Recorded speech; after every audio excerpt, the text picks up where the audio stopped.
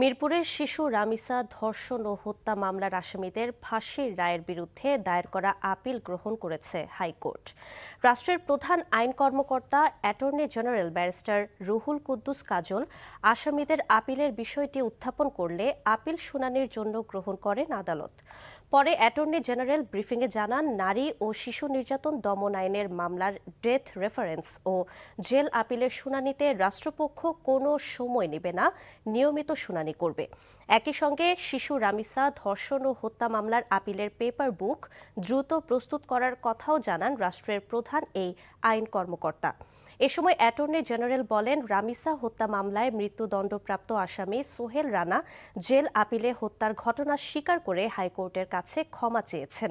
নিজেকে মাদকাসক্ত দাবি করে অসতর্ক অবস্থায় তার দ্বারা এই অপরাধ সংঘটিত হয়েছে।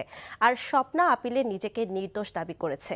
গত ৭ জুন রামিসা হত্যা মামলায় মৃত্যুদণ্ড দেন ঢাকা মহানগর শিশু সহিংসতা দমন ট্রাইব্যুনাল।